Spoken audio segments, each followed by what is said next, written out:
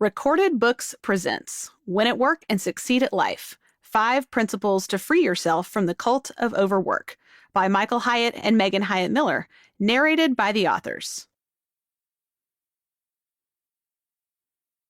Chapter 1. The Double Win. The really tough choices are genuine dilemmas because each side is firmly rooted in one of our basic core values. Rushworth Kidder. Her tears were born out of years of silent suffering. Each drop carried a memory, fed from a deep well of hurt. Sitting next to my wife Gail in our family den, I was caught totally off guard. I felt as though there weren't enough tissues in the world to wipe away the pain. Gail and I have been married for more than 40 years. She's always been my biggest supporter and cheerleader, but that afternoon, silent resentment and regret finally bubbled over. I wanted to defend myself. Thankfully, I somehow had the presence of mind to keep my mouth shut long enough to listen. Several hours earlier, I'd been sitting with my boss in his spacious C-suite office at Thomas Nelson Publishers. The walls were lined with books our company had published. I felt proud scanning the upright spines.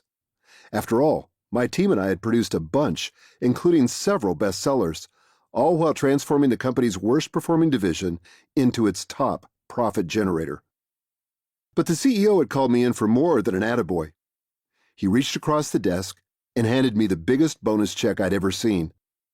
I had to read the number twice.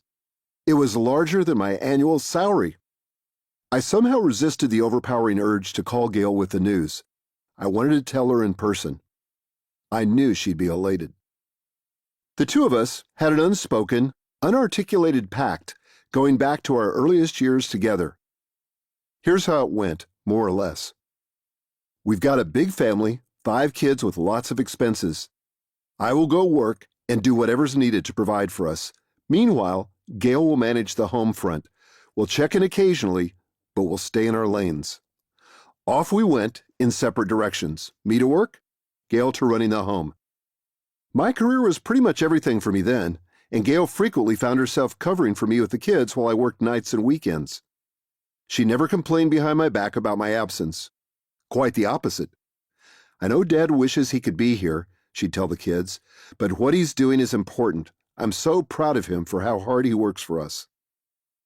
Neglect in one area often signals neglect in others. Not only was I underserving my family, I was underserving my health in those days too. I thought I could get along just fine eating junk and indefinitely postponing exercise. But now, after working 70 to 80 hours a week, traveling countless hours through soulless airports, and missing far too many family events, the payoff was in hand. The massive bonus check in my pocket was proof it was all worthwhile. As I double-checked the number, all the zeros before the period felt like validation. When I finally arrived home, I was grinning from ear to ear. I had bagged the big one. Against all my expectations, however, Gail was subdued. "Babe," she finally said, "I really want to be excited for you, but we need to talk." Uh-oh. No high fives? No, let's pop the champagne? She led me into the den. As we sat down, I noticed her lip was quivering. She composed herself. "You know, Michael, I love you," she said. "I'm so proud of you. I appreciate all that you're doing to support this family. But I gotta be honest, you are never home. Your 5 daughters need you. Even when you are home, you're not really here. You're somewhere else." She paused, tearing up as she weighed her words. "Honestly, I feel like a single mom." The hustle fallacy and the ambition break.